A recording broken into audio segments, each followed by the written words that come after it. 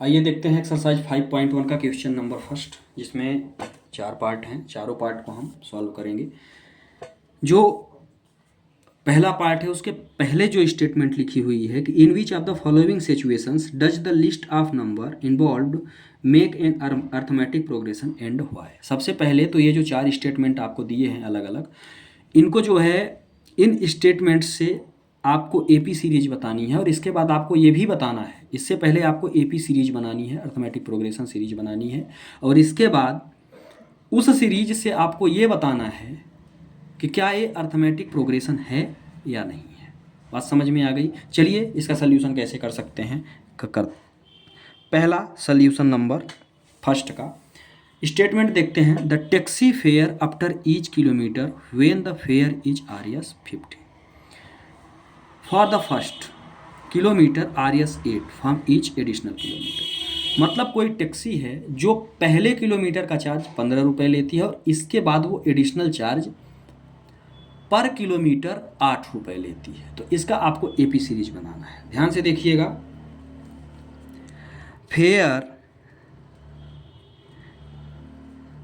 For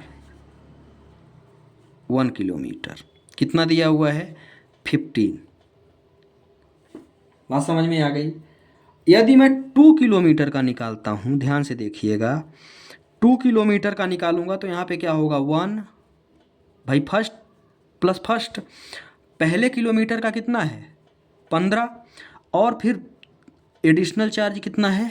8। बात समझ में आ गई? तो ये कितना हो गया? 23। 8 5 13। 3 किलोमीटर का निकालते हैं तो क्या होगा भाई साहब? भाई 3 किलोमीटर के लिए यदि हम चलते हैं तो 1 किलोमीटर का तो फिक्स है, और फिर ये 2 इंटू एडिशनल कितना है? 8 है ना?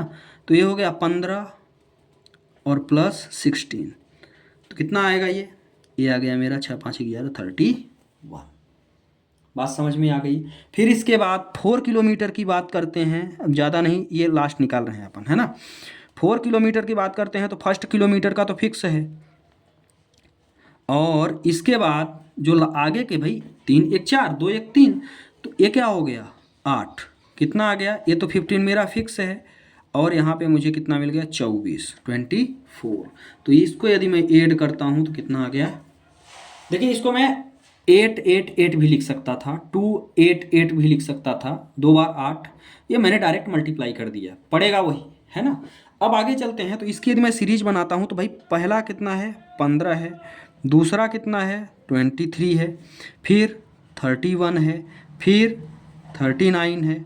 अब ध्यान से देखिएगा, आगे की बात करते हैं तो हम डिफरेंस की बात करते हैं, मतलब कॉमन डिफरेंस की, है ना। यदि मेरा डी कांस्टेंट आया तो ये मेरा एपी होगा। यदि मैं 23 में से 15 को घटाता हूँ तो मुझे कितना मिल रहा है? 8। 31 में से 23 को घटाता हूँ तो यहाँ भी 8, यहाँ से इसको यदि मैं सब्ट्रैक्ट करता हूँ तो यहाँ भी 8। ऐसे सीरीज मेरी चलती चली जाएगी, ठीक है। मतलब कहने का ये है कि भाई यहाँ यदि मैंने किया इसको तो ये मुझे एक कांस्टेंट डिफरेंस मिल रहा है, ठीक है। तो यहाँ पे हम लिख सकते हैं difference is same. Difference is, ये जो सीरीज आपने निकाला वो क्या है? Difference is same, so it is a AP.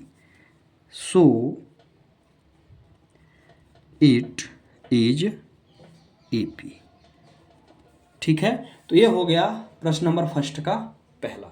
इसका स्क्रीनशॉट आप ले सकते हैं। चलिए प्रश्न नंबर सेकंड के दूसरे की ओर चलते हैं। The amount of air present in a cylinder, ये नहीं बताया कितना अमाउंट है, बोला कि उसमें जो है सिलेंडर में एयर प्रेजेंट है। When vacuum pump remove 1/4 of air, बोल रहा है वहाँ से यदि मैं 1/4 पार्ट एयर निकाल देता हूँ तो air remaining in the cylinder at a time, तो जो सिलेंडर में एयर बची हुई है एट अ टाइम, उस पर हमको अर्थमेटिक प्रोग्रेशन बनानी है। चलिए देखते हैं। पहला क्या है? सॉल्यूशन की यदि हम बात करते हैं तो ध्यान से देखिएगा। सबसे पहले तो मुझे वॉल्यूम नहीं दिया, बोला कि भाई कुछ सिलेंडर में हवा भरी हुई है, ठीक है। तो हम उसको मान लेंगे क्या? Let the volume of air volume of, चूँकि सिलेंडर में एयर ही भरी हुई है, इसको मैंने ले लिया कि उसमें भाई 64 लीटर सिलेंडर में एयर भरी हुई है। ठीक है, क्योंकि उसको जब हम प्रेशर डालते हैं तो एयर हमारी लिक्विड में जो है, गैस जो है वो लिक्विड में कन्वर्ट हो जाती है। ठीक है, अब आगे बोल रहा है कि 1/4 पार्ट हम निकालते हैं, है ना। अब मेरे पास यदि मैं फर्स्ट की बात करता हूँ तो सिलेंडर में कितना है, 64 है ना। और 64 में पहला इसने बोला, ये पहले का सोल्यूशन कर रहा हूँ मैं, 64 है और इसका मैं 1/4 पार्ट में क्या करता हूँ, निकाल देता हूँ। चलिए, तो ये कितना आ जाएगा, ये आ जाएगा 16। ठीक है, कितना आया, 16। मतलब 64 में मैं 1/4 पार्ट मैंने क्या किया, निकाल दिया, तो कितना बचा, यहाँ पे बच गया मुझे 48। ठीक है, सेम कहानी फिर वही रिपीट करेंगे। ये मेरा है 48। अब 48 में मैं ये सेकंड का सोल्यूशन कर रहा हूँ। 48 में यदि मैं फिर से 1/4 निकालूंगा तो मुझे कितना बचेगा, 12, 12। तो यहाँ से फिर से मैं 12 निकालूंगा, कितना बचा भाई मुझे, यहाँ पे बच गया 36। थर्ड में आता हूँ, फिर से मैं 36 में 36 का मैं 1/4 निकालूंगा, 36 1/4 तो कितना निकलेगा, 9। ठीक है भाई, यहाँ से कितना निकल गया मुझे, यहाँ से निकल गया 9 निकला, तो कितना बचा यहाँ पे 25। कुछ तो 36 9। तो यहाँ पर मुझे जो है 36 में से मैंने 9 घटाया तो ये आ गया मेरा 27। ठीक है, यहाँ पे मैंने पहले गलत कर दिया था, 25 कर दिया था। अब आगे की बात यदि हम करते हैं तो हमारी एपी मुझे क्या मिल गई, यहाँ पे मिल गया मुझे 64, फिर सेकंड टर्म मुझे मिली 48, फिर इसके बाद थर्ड टर्म 36, फिर इसके बाद 27। ठीक है, इस तरह से ये हमारी चलती चली जाएगी। यदि हम कॉमन डिफरेंस की बात करते हैं तो पहले का कॉमन डिफरेंस, यदि मैं 48 में इसको माइनस करता हूँ तो मुझे कितना मिल रहा है, यहाँ पे मुझे माइनस लगभग 16 के आसपास मिल रहा है ना। 8 6 14 और 4 1 5 1 6। ठीक है, सेकेंड को यदि मैं करता हूँ तो यहाँ पे मुझे कितने का डिफरेंस मिल रहा है, 36 46 2 12 का। तो इस तरह से जो मेरा डिफरेंस है वो मेरा सेम नहीं आ रहा है ना, जो डिफरेंस है वो सेम नहीं आ रहा है। तो आप लिख देंगे difference is not same, difference is not same, so it is not AP, so it is not AP. ठीक है, इस तरह से ये सेकेंड पार्ट भी पहले का हुआ समाप्त। आप स्क्रीनशॉट ले सकते हैं। चलते हैं पार्ट नंबर 3 पर। तीसरा part, the cost of digging a well after every meter. कोई कुएं की खुदाई चल रही है। When RS cost 150, every meter of digging when cost 150 for the first meter and the rises of 50 meter of each. बोल रहा है कि पहले मीटर की खुदाई में वो 150 रुपये लेते हैं और इसके बाद का जो चार्ज है वो पर मीटर 50 रुपये का है। तो इसको कैसे सॉल्व कर सकते हैं, चलिए देखते हैं।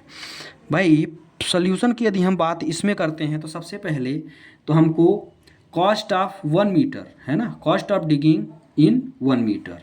तो आप लिखो कॉस्ट ऑफ डिगिंग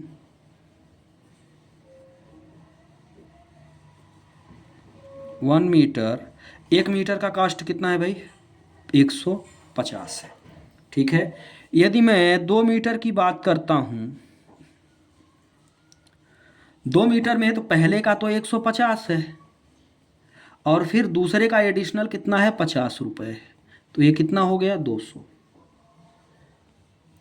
तीसरे की बात करता हूँ, यदि यही चीज़ 3 मीटर की खुदाई की तो 3 मीटर में मेरा 150 तो है और अगले के लिए 2 मीटर और भाई 1 मीटर का 150 है, अगले के लिए ये 50 हो जाएगा और दूसरे के लिए भी 50 हो जाएगा। तो ये कितना निकला, 250। 4 मीटर की कर लेते हैं चूँकि AP बनाना है तो कम से कम 4 तक तो निकालना पड़ेगा।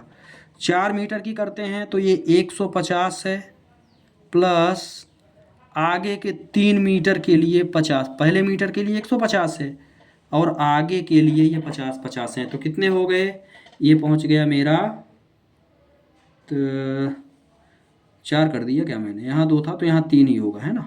तो यहाँ हो गया मेरा 300, ये मैंने एक एक्स्ट्रा ले लिया, 150 नहीं सही लिया था यार, 150 फिर से कर लेते हैं, और आगे के 3 मीटर के लिए 50 है, तो 50 और 50, इसको जोड़ेंगे तो कितना आएगा, ये हो गया 150 हो गया 300 मेरे, तो इक्वल टू में ये मुझे कितना मिल गया 300।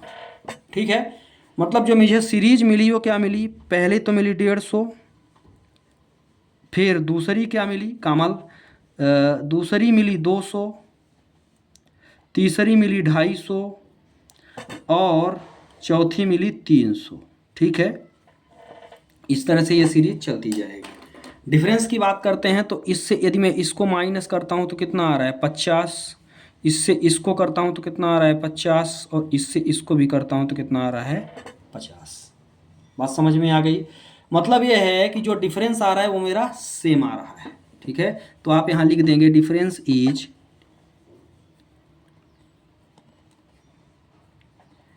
Same so it is AP।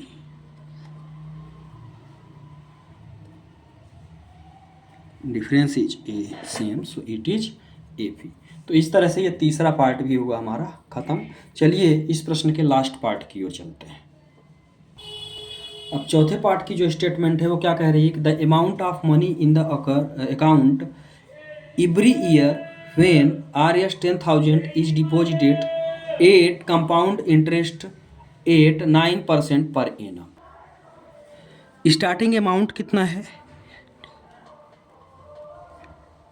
यदि मैं स्टार्टिंग अमाउंट की बात करता हूं तो स्टार्टिंग अमाउंट हमारा है 10,000, है ना। शुरू कितने से हो रहा है 10,000 से। अब ये बोल रहा है कि हर साल 9% ब्याज मिल रही है।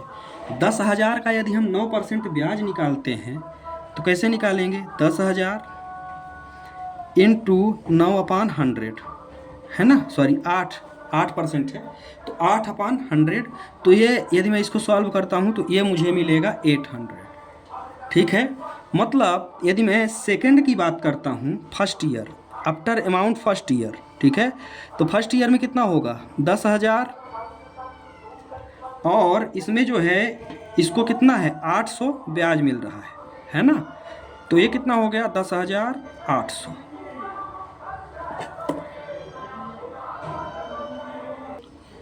यदि मैं सेकेंड ईयर की बात करता हूँ, भाई ये तो फर्स्ट ईयर थी, स्टार्टिंग अमाउंट मेरा इतना था, फर्स्ट ईयर के ब्याज के बाद कितना अमाउंट बच रहा था, इतना बच रहा था।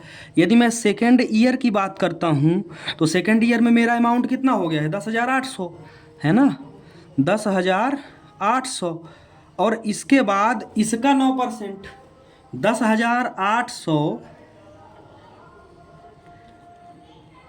का इसका आपको 8% निकालना है। ठीक है, 10,800 का 8% यदि आप कैलकुलेशन करते हैं तो यहाँ आपको कितना मिलेगा, यहाँ आपको मिल जाएगा 864 रुपये। कितना मिलेगा 864, मतलब इसमें हम क्या करेंगे 864, है ना, इसमें हमको 864 रुपये क्या करना पड़ेगा, फिर से प्लस करना पड़ेगा। इसमें यदि मैं 864 प्लस करता हूँ तो मुझे कितना मिलेगा 11,664। ठीक है, ये 3 हमने निकाल लिया। तो ये पहला अमाउंट कितना था 10,000 था, दूसरा अमाउंट आपने कितना निकाला था 10,800 निकाला था, और तीसरा अमाउंट निकाला था 11,664। S1 ये चलता चला जाएगा। ठीक है, अब हम इसका क्या निकालेंगे, D निकालेंगे, इसका D और इसका D, तो एक का तो आपका डिफरेंस यहाँ से यहाँ तक का कितना आ रहा है 800 आ रहा है, और यहाँ से यहाँ तक का कितना आ रहा है 864 आ रहा है। बात समझ में आ गई, मतलब ये हुआ कि भाई यहाँ यहीं से आप समझ सकते हैं कि 800 आ रहा है, 864 आ रहा है। ठीक है, तो मतलब डिफरेंस इज नॉट सेम, जो डिफरेंस है डिफरेंस इज नॉट सेम, ठीक है। So it is not AP. इस तरह से ये प्रश्न नंबर फर्स्ट का लास्ट पार्ट हुआ समाप्त। आशा करता हूँ कि आपके समझ में आया होगा। चैनल को सब्सक्राइब करें, लाइक करें और ज़्यादा से ज़्यादा शेयर करें। थैंक्स।